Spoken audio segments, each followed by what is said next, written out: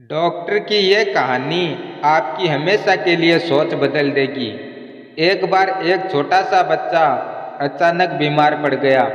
घर वाले तुरंत उसे अस्पताल लेकर पहुंचे।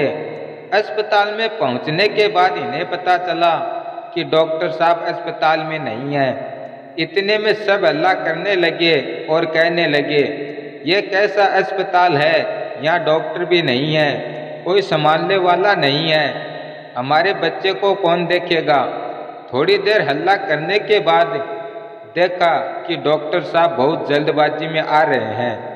डॉक्टर साहब आते ही सब ने मिलकर घेर लिया और डॉक्टर साहब को सुनाने लगे कि आप अस्पताल में रहते ही नहीं हो तो किस लिए खोल कर रखा है। हम कितनी देर से इंतजार कर रहे हैं। क्या हमारे बेटे की जगह आपका बेटा होता तो भी आप ऐसा ही करते क्या। इतने में डॉक्टर साहब बोले, देखिए आप साइड हो जाइए, मुझे अपना काम करने दीजिए। और डॉक्टर साहब अंदर गए।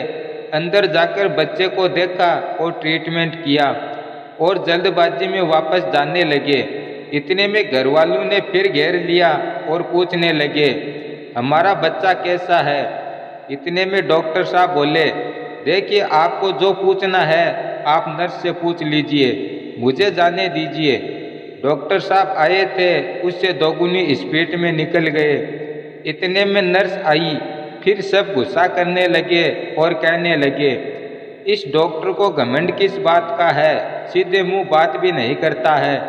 हमें पहले पता नहीं था, वरना हम यहाँ नहीं लेकर आते। इतने में नर्स बोली, देखिए आप डॉक्टर साहब को गलत मत बोलिए, ये ऐसे नहीं है।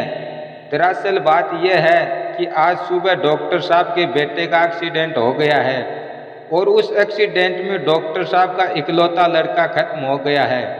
हमारा कर्तव्य है कि अस्पताल की सारी सूचना डॉक्टर साहब को दें और हमने फ़ोन किया और आपके बच्चे के बारे में बताया तो डॉक्टर साहब सब कुछ छोड़कर आपके बच्चे को बचाने के लिए आ गए। अभी डॉक्टर साहब के लड़के का क्रियाक्रम करना बाकी है, इसलिए वह जल्दी में चले गए। यह सुनकर सब अपने किए पर पछताने लगे और नर्स से माफ़ी मांगने लगे।